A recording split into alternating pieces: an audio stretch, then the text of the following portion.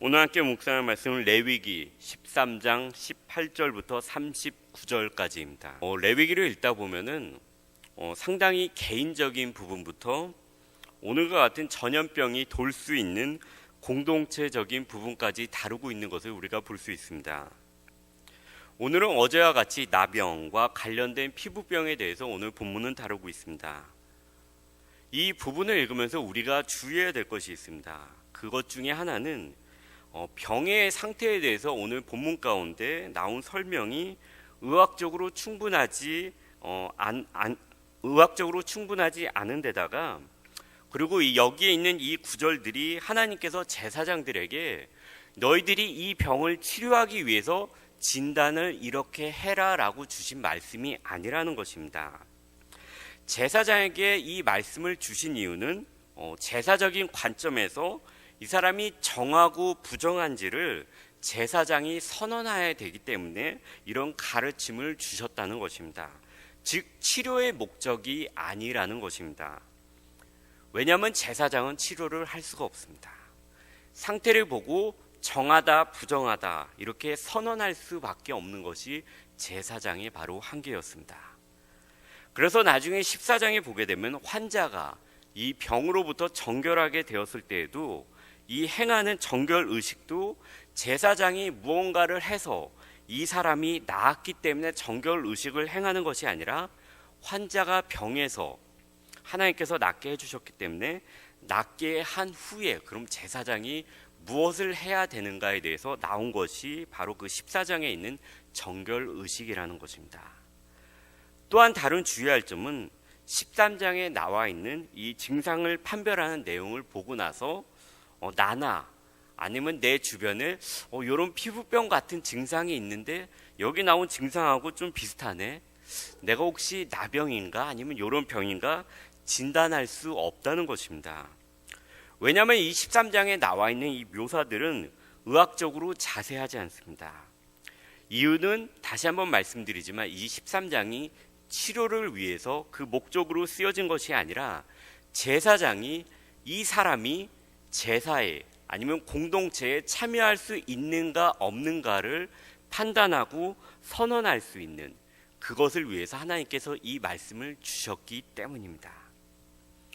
제사장이 치료를 할 수 있으면 치료의 첫 번째 단계인 정확한 진찰을 할 수 있도록 이 말씀을 주셨을 것입니다. 그러나 제사장은 우리와 같은 인간으로서 치료를 할 수가 없습니다. 그도 미약한 연약한 한 인간입니다. 그래서 그의 역할은 여기서 의사가 아니라 제사를 담당하는 제사장이었습니다.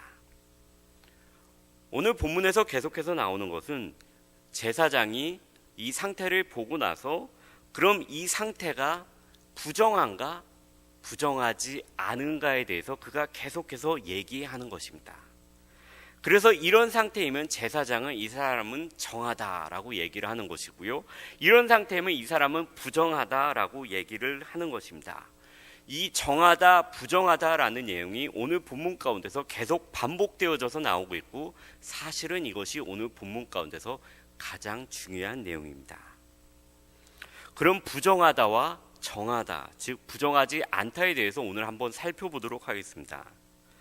첫 번째로 저를 포함해서 우리가 잘못할 수 있는 것 중에 하나가 질병으로 인해서 부정함을 확대해서 그 사람 자체가 죄의 상태에 있다 또는 죄의 상태에 있지 않다라고 그 사람을 판단할 수 있는 죄를, 잘못을 우리가 저지를 수 있다는 것입니다. 레위기에 보면은 정한 짐승과 부정한 짐승, 즉 정해서 먹을 수 있는 짐승과 부정해서 먹을 수 없는 짐승에 대해서 나옵니다.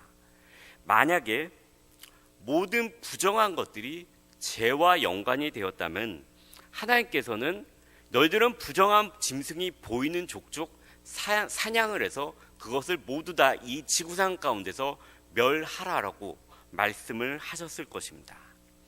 그러나 하나님께서는 그렇게 말씀하시지 않으셨습니다. 그냥 정한 짐승, 부정한 짐승, 정한 짐승은 너희가 먹을 수 있다라고만 말씀하셨습니다. 그리고 오늘 본문에 나오는 이렇게 부정한 피부병에 걸린 사람들도 부정하다고 선언한 다음에 너희들은 이 사람들을 반드시 멸해야 된다. 왜냐하면 이 사람들은 죄로 인해서 이런 병을 얻었기 때문에 부정한 사람들이다라고 말씀하시지도 않았습니다. 그냥 그 사람들을 공동체로부터 분리하라고 말씀하셨습니다.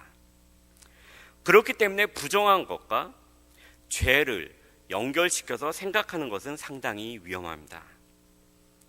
우리가 잘 알고 있는 사건 중에 하나는 예수님을 따르는 제자들이 길을 가다가 저기 눈을 먼 사람, 앞을 보지 못하는 사람을 보고 예수님께 이렇게 묻습니다. 예수님, 저기 앉아있는 저 사람, 태어날 때부터 앞을 보지 못하는 저 사람이 저렇게 앞을 보지 못하게 된 것은 저 사람의 부모 죄 때문입니까? 아니면 저 사람의 죄 때문에 저 사람이 저 병을 얻었습니까? 라고 묻습니다.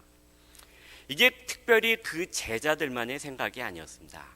그 당시에 랍비들, 즉 성경 교사들은 이렇게 가르쳤습니다. 어떤 사람이 질병이 있다면 그것은 죄로 인함이다라고 가르쳤습니다.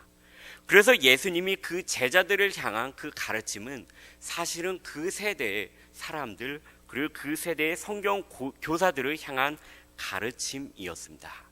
그 사람이 저렇게 앞을 보지 못하게 된 것은 그 사람의 죄 때문도 아니고 그 사람의 부모 때문에 죄 때문도 아니다라고 말씀하시면서 어떠한 질병을 죄와 연결시키려고 하는 이 사람의 본능을 예수님은 그렇게 하지 말라고 가르쳐 주십니다. 물론 우리는 성경 가운데서 지극히 예외적인 경우도 볼 수 있습니다. 죄와 질병이 연관된 경우입니다. 대표적으로 민수기 12장에 보면은 미리암에 관한 사건을 우리가 알고 있습니다. 그가 모세에 대해서 나쁜 말을 하였을 때 그가 그 대가로서 하나님으로부터 나병을 얻게 됩니다. 그러나 이것은 지극히 예외적인 경우입니다. 그리고 예외적인 경우가 아니고 죄에 의해서 설사 병이 생겼다 하더라도 우리는 그 사람의 병이 죄로 인해서 생긴 것인지 아니면 하나님의 어떠한 특별한 목적으로 인해서 생긴 것인지 우리가 알 수 없다는 것입니다. 우리가 정확히 알 수 없을 때 아무리 의사라도 치료할 수 없듯이 정확히 알 수 없는 우리는 판단하고 정죄하면 안 된다는 것입니다. 우리가 오늘 본문 가운데서 첫 번째로 해야 되는 것은 질병에 있는 형제 자매들의 질병에 대해서 죄의 결과라고 판단하고 정죄하지 말아야 한다는 것입니다. 치료하실 수 있는 분이 또한 정죄도 하실 것입니다. 그분은 바로 하나님이십니다. 치료도 할 수 없는 나는 동시에 정죄할 수도 없습니다. 치료할 수 없는 내가 정죄한다는 것은 내가 치료할 수 있는 하나님의 자리를 대신하는 그 교만의 죄를 범하게 된다는 것입니다. 오늘 본문 가운데서 두 번째로 우리가 해야 되는 것은 우리가 함께 질병에 걸린 사람들을 위해 기도하며 그의 치료를 위해 도와야 한다는 것입니다. 야고보서 5장은 우리에게 분명히 이렇게 말씀하고 있습니다. 너희 중에 병든 자가 있느냐? 그는 교회의 장로들을 청할 것이요 그들은 주의 이름으로 기름을 바르며 그를 위하여 기도할지니 믿음의 기도는 병든 자를 구원하리니 주께서 그를 일으키시리라. 혹시 죄를 범하였을지라도 사하심을 받으리라. 그러므로 너희 죄를 서로 고백하며 병이 낫기를 위하여 서로 기도하라. 야고보서는 먼저 기도하라고 우리에게 말씀합니다. 특별히 교회의 장로들을 청하라고 한 것은 의인의 기도는 간구하는 힘이 크기 때문입니다. 두 번째는 함께, 혼자만이 아니고 함께 기도하라고 합니다. 그래서 혹시 죄로 인한 것일지라도 사하심을 혹시 받게 될지 어떻게 아느냐고 우리에게 말씀하고 있습니다. 즉 이 야고보서 5장에서 말씀하고 있는 것은 서로 도우라는 것입니다. 서로 정죄하고 판단하고 분리하는 것이 아니라 서로 상한 마음과 치근한 마음과 돕는 마음을 가지고 기도하라는 것입니다. 마지막으로 오늘 본문 가운데서 함께 나누고 싶은 것은 이사야서의 말씀을 보게 되면은 이사야서 6장에 이사야가 하나님으로부터 부름을 받는 장면이 나옵니다.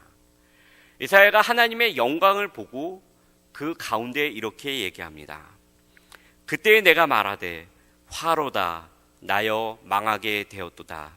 나는 입술이 부정한 백성 중에 거주하면서 만군의 여호와이신 왕을 배웠음이로다 하였도다. 그가 하나님의 영광을 보았을 때 그가 바로 동시에 본 것은 자기 자신의 부정함이었습니다. 아담과 하와가 죄를 짓고 나서 그들은 죄인이 되었다고 하나님부터 말씀을 들었습니다. 그러나 우리가 인생을 살아가면서 또 우리가 살아가는 인생 가운데서 수많은 믿지 않는 사람들을 보게 됩니다. 그러나 그들이 죽임을 당한 죽을 사람이라는 것을 눈에 보지 못하고 살아가고 있습니다. 그래서 세상을 살아가면서 그들은 자신이 죄인이라는 것을 깨닫지 못하고 살아갑니다. 만약에 하나님께서 우리가 아담과 하와 이후로 죄인이 되었을 때 우리에게 동시에 우리가 얼마나 부정한지 우리가 얼마나 죄인인지를 늘 볼 수 있도록 해주셨다면 우리는 이 나병 걸린 환자들이 상복을 입고서 입술을 가리고 사람들 앞에서 부정하다라고 늘 소리치며 얘기했던 것처럼 우리는 인생 가운데서 늘 부정하다 나는 죄인이다라고 소리치면서 살아갈 수밖에 없었을 것입니다. 그것도 우리가 언제까지 죽을 때까지 나병 환자가 죽을 때까지 나는 부정하다 상복을 입고 자신의 죽음을 위해서 애통했던 것처럼 우리 역시 죄인이다 우리가 죽을 때까지 소리내어서 나를 위해서 애곡하면서 곡할 수밖에 없었을 것입니다. 이것이 바로 우리의 상태입니다. 그러나 하나님께서는 예수 그리스도를 우리에게 보내심으로 우리에게 죄인이다 내가 죽을 때까지 소리칠 수밖에 없는 그 상태 가운데서 하나님을 찬양할 수 있는 상태로 우리를 옮기셨습니다. 이것이 바로 우리에게 부어주신 하나님의 크신 은혜입니다. 오늘 하루를 살아가면서 우리가 하나님의 이 크신 은혜를 경험하였다는 것을 늘 생각하면서 오늘 삶 가운데 하나님 감사합니다 라면서 늘 찬양할 수 있는 우리 모두가 되었으면 좋겠습니다.